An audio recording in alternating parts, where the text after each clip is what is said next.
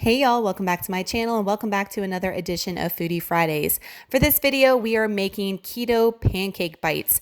The options are endless for this recipe, y'all, and they are kid friendly. Ingredients you're gonna need are 4 eggs, a fourth a cup of granular sugar. I'm going to go in with the Lakanto monk fruit sweetener. I really enjoyed that one. A half a teaspoon of vanilla extract, a half a cup of coconut flour. So this is a great recipe if you are allergic and you cannot do almond flour. So coconut flour, half a cup. A fourth of a cup of butter, 1 teaspoon of baking powder, a half a teaspoon of salt, a fourth a teaspoon of cinnamon, and then 1/3 to 1/2 cup of water, and then any type of fillings you want to put in your pancake bites, or you can just keep them plain and dip them in some really awesome sugar-free syrup. So let's get into this awesome kid-friendly recipe. Work it, make it, do it, makes us harder, better, faster, stronger. So the first thing I'm going to do is I'm going to add my eggs. You're going to add 4 of them into a blender or a food processor, whatever you have on hand that's big enough to hold everything will work just fine.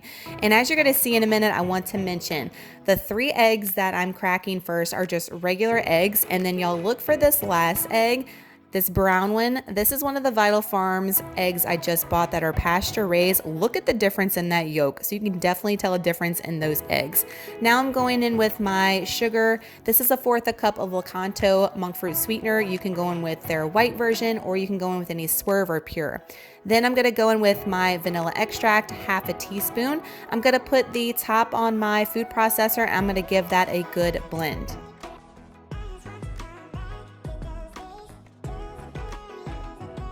I'm now going to go in with my dry ingredients. So I'm going to go in with my half a cup of my coconut flour. You're just going to dump all this right into your food processor. This is so easy and easy cleanup as well, which I really appreciate in a recipe. Fourth of a cup of melted butter is going in as well. I want to make sure I get every last ounce of that butter. I'm not wasting any, and we're using our butter, y'all, spatula. Then I'm going to go in with my baking powder. This is 1 teaspoon of baking powder. Then also going in with my half a teaspoon of my pink Himalayan salt and fourth of a teaspoon of cinnamon.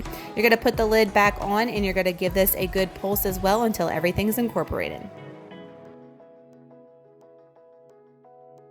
Taking the lid off, and now I'm going to be adding some water. This is a third of a cup of water. This is going to loosen up your batter so it's good and pourable, and it's really lightweight when it starts to cook in your little mini muffin pans. It's not a really dense type of batter once you add that water to it. So as I'm taking the lid off here, you can see how it is loosened up a little bit. And then I'm going to take a teaspoon pretty much and put it into my little mini muffin pan. I will have this muffin pan linked down below. No sticking. It is awesome. The first time I made these, I made them in my regular muffin pan and it was total crap, and I threw it in the garbage and ordered one of these from Amazon, and life-changing. They pop right out. So easy. Love, love, love it. So I'm putting it all into my muffin pan here, and then we're going to go in with our toppings of choice next.